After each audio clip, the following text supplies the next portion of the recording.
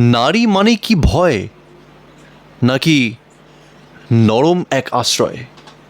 আজকাল আর এই ধর্ষণ শব্দটা শুনলে ঠিক আগের মতো গা শিউরে ওঠে না।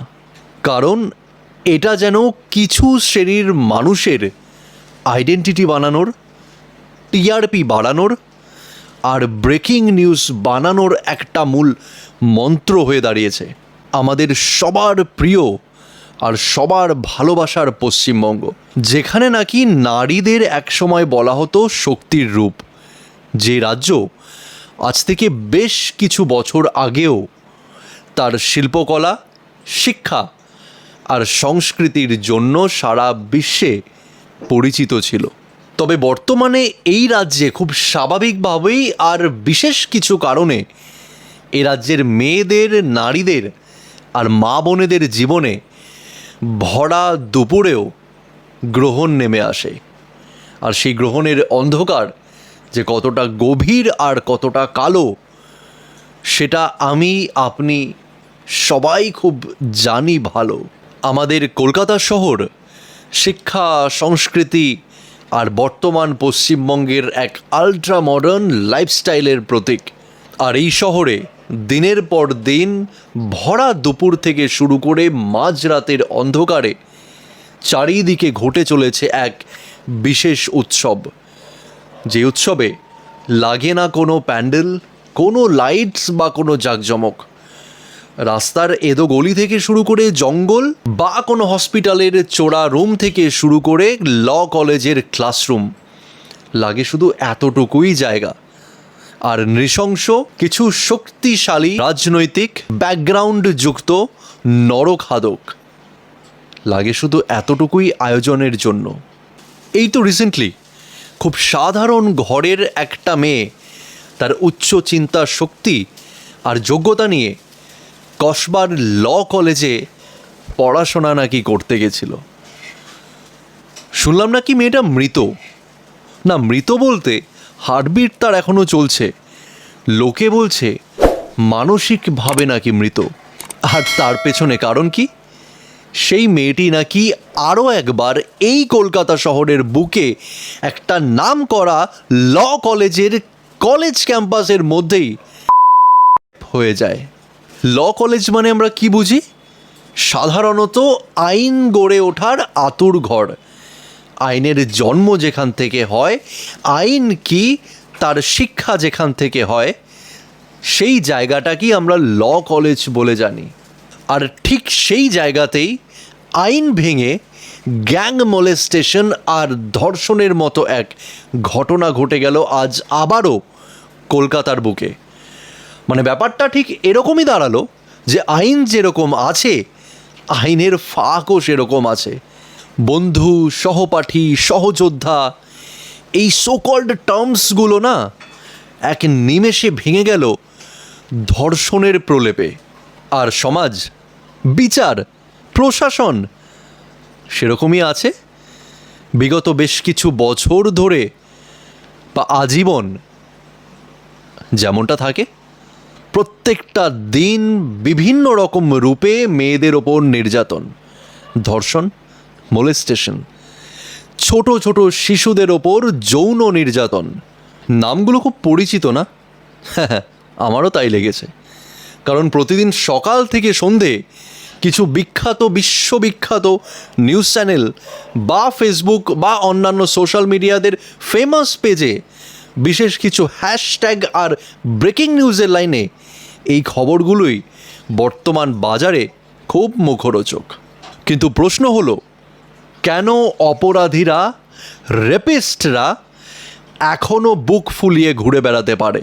আমি ভীষণভাবে আগ্রহী আরও একটা প্রশ্ন জানার জন্য। আমি ভীষণভাবে আগ্রহী এরকম একটা বড় কনফিউশনকে ক্লিয়ার করার জন্য, যে যখন একটা মানবরূপী নরখাদক, পিশাচ এই জঘন্য সমাজের সবথেকে নোংরা আর নিকৃষ্ট কাজটা করে, আর তারপর সঠিক আইডেন্টিফাই হয়, কারণ অনেক সময় অনেককে ভুলভাবে ফাঁসানো হয়, তাই জন্য বলছি সঠিক আইডেন্টিফিকেশনের পর যখন আইডেন্টিফাই হয় কি মানবরূপী কোন নরখাদক, কোন পিশাচটা এই কাজে লিপ্ত, তারপরেও কেন, কিসের জন্য আমরা তাকে জেলের মধ্যে ধরে নিয়ে ওয়েট করাই, আর জনগণের ট্যাক্সের টাকাতে তাকে লালন পালন করে আমরা একটা সঠিক বিচারের অপেক্ষা করি? এখানে এই অপেক্ষাটা কিসের, কার জন্য, কিসের জন্য? কেন একটা রেপিস্ট যার এই পরিচয় বর্তমানে, তাকে কেন আমরা ইমিডিয়েটলি পাবলিকের সামনে দাঁড় করিয়ে কপালে বন্দুক রেখে এনকাউন্টার করি না, সকলকে সাক্ষী রেখে? একটা কথা মানতেই হবে, আজকে দোষ, আজকে অন্যায় যতই বড় বা যতই ছোট হোক না কেন, সেটা অফিসের শিফট বাং করা থেকে শুরু করে কারোর জীবনে এরকম কালো দিন নিয়ে আসা পর্যন্ত, যেরকমই হোক না কেন অন্যায়, তার পেছনে সঠিক আর যথোপযুক্ত শাস্তি যতদিন না ধার্য হবে, ক্রাইম কোনো দিন কমবে না। তাই এই কথাটা আমি আমার মাননীয় প্রশাসন তথা তার সমস্ত টিম, সমস্ত অ্যাডমিনিস্ট্রেটিভ ডিপার্টমেন্টের কাছে আমি বারবার বলতে চাই, অন্যায় যে কোনো রকম হোক না কেন, ছোট থেকে বড়, প্রত্যেকের পেছনে তার পেছনে সঠিক সিদ্ধান্ত আর সঠিক শাস্তি ধার্য না হলে ক্রাইম, অন্যায় এই সমাজ থেকে কোনো দিন কমবে না। আমি জানি না একটা রেপিস্টকে কেন জেলের মধ্যে ধরে জনগণের ট্যাক্সের টাকাতে এই জামাই আদরগুলো দিনের পর দিন চলতে থাকে, তাকে মৃত্যুদণ্ড না দিয়ে, তাকে এনকাউন্টার না করে, তাকে পাবলিকের সামনে দৌড় করিয়ে করে না মেরে, কিসের এই অপেক্ষা যাতে সে একটা দিন তার মৃত্যুদণ্ড বা এই জীবন থেকে আবার মুক্তি পেয়ে সমাজে আবার ক্রাইম করতে ছুট পেয়ে যায়? আর আরও একটা কথা, যেটা বর্তমান পশ্চিমবঙ্গ তথা সমাজের যে উচ্চ পদস্থ মানুষগুলো, সেটা আমি শুধুমাত্র কোনো মিনিস্ট্রি লেভেল বা কাউকে টার্গেট করছি না, যে কোনো মানুষ, বর্তমান পশ্চিমবঙ্গে এরকম অনেক মানুষ আছেন যারা বর্তমান পশ্চিমবঙ্গের প্রশাসন থেকে শুরু করে, বর্তমান পশ্চিমবঙ্গের খেলাধুলা বিভাগ থেকে শুরু করে, পরিবহন, রাজনৈতিক, সামাজিক বিভিন্ন রকম পদের বিভিন্ন রকম উচ্চপদস্থ মানুষগুলো, যারা পশ্চিমবঙ্গকে কন্ট্রোল করতে বা পশ্চিমবঙ্গের বর্তমান পরিকাঠামোকে সামলাতে বা শুধরাতে অনেক বড় ভূমিকা পালন করতে পারেন, সেই মানুষগুলো কেন এখনও চুপ হয়ে বসে আছে? তারা কি চাইছে? তাদের যেখান থেকে তারা খেটে খাচ্ছেন, যেখান থেকে তাদের পরিবার বড় হচ্ছে, যেখান থেকে তাদের জন্মভূমি যে পশ্চিমবঙ্গ, যেখান থেকে তারা বেড়ে উঠেছেন, মানুষ হয়েছেন, তাদের এই বর্তমান জন্মভূমি, বর্তমান পশ্চিমবঙ্গের এই দুরবস্থার পরেও তারা একটা সঠিক উচ্চপদস্থ পদে বসে থেকেও যারা পশ্চিমবঙ্গকে দিন রাত পরিচালনা করছেন, ইনডিরেক্টলি ডিরেক্টলি তারা বর্তমান পশ্চিমবঙ্গের এই নৃশংস পরিকাঠামোকে শুধরানোর জন্য এক অনেক বড় ক্ষমতা রাখেন, তারা কেন আজও চুপ করে আছেন? কারোর মুখে একটাও কোনো কথা নেই, বার্তা নেই। এই ব্যাপারে আমি খুব অবাক হয়ে গেছি। এই আশ্চর্য রকম সাইলেন্সটা, এই আশ্চর্য রকম চুপ থাকা ব্যাপারটা সমস্ত পশ্চিমবঙ্গবাসীর মনে এক বড় প্রশ্ন নিয়ে আসে, যে যাদের জন্য, যাদের দেখে আমরা ছোট থেকে বড় হয়েছি, যাদের আদর্শে, যাদের আইডল মেনে আমরা বড় হয়েছি, তারা পশ্চিমবঙ্গের বর্তমানে এই করুণ অবস্থায় গা ছাড়া দিয়েছেন নাকি গা ঢাকা দিয়েছেন?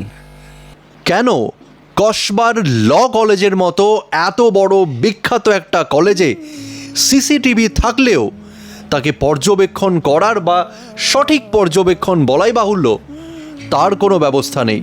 কেন কলেজ প্রশাসনের শুরু থেকেই এই ব্যাপারে, এই নৃশংস বিষয়টির ওপর ধামাচাপা দেওয়ার মতো একটা বিশেষ ভাবভঙ্গি দেখা যাচ্ছে? আর সবথেকে বড় প্রশ্ন, এই সমাজ কি এখনো পর্যন্ত নারী মানেই নরম টার্গেট ভেবে রেখেছে? স্বয়ং কলকাতার বুকে এই ঘটনা আরও একবার আমাদের চোখে আঙ্গুল দিয়ে দেখিয়ে দিল, হসপিটাল থেকে শুরু করে শিক্ষা প্রতিষ্ঠান, রাস্তাঘাট, স্কুল কলেজ, এমনকি ল কলেজ পর্যন্ত আজ নারী সুরক্ষা নিয়ে এক কঠিন প্রশ্নের মধ্যে বিধে আছে। নতুন প্রাণের উৎস যেখান থেকে হয় তাকে আমরা মা বলে জানি, তিনিও একজন নারী। মা, বোন আমারও আছে, আপনাদেরও আছে, এই সমাজের প্রত্যেকের আছে। আজকে বর্তমান পশ্চিমবঙ্গের কলকাতায় দাঁড়িয়ে যদি আপনার আমার ঘরে মা বোনরাই সুরক্ষিত না থাকে, দিনের আলোতে যদি তাদের নিমেষের মধ্যে এক সূর্যগ্রহণ তাদের চোখে নজর পড়ে, তাদের জীবন, তাদের নিঃশ্বাস যদি এক বিভীষিকার মধ্যে ঢেকে যায়, তাহলে বর্তমান পশ্চিমবঙ্গ তথা বর্তমান কলকাতার নারী সুরক্ষা, বেসিক সুরক্ষা কোন জায়গায় দাঁড়িয়ে আছে? এটা কোনো রকম এক সাধারণ প্রশ্ন নয়। এটা আমি সবার আগে আমার নিজের ঘরের মা বোন, তারপর আপনাদের প্রত্যেকের মা বোন, দিদি, মাসি, পিসি সবার সুরক্ষার ওপরে আঙ্গুল তুললাম। কারণ এই ঘটনা কোনো দিন কোনোভাবে সম্পূর্ণ রাজ্যবাসী যদি এক না হয়, তাহলে শুধুমাত্র কিছু মোমবাতি মিছিল আর কিছু প্রোটেস্টের মাধ্যমে কোনো দিন দমানো যাবে না।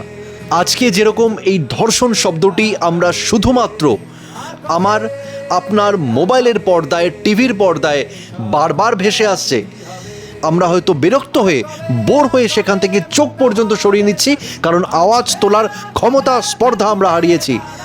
তবে সেই দিন আর বেশি দূর নয়, এই শব্দটি যেদিন আপনাদের দোরগড়ায়, আপনাদের দরজায় আর আপনাদের পরিবারে গিয়ে নক করবে।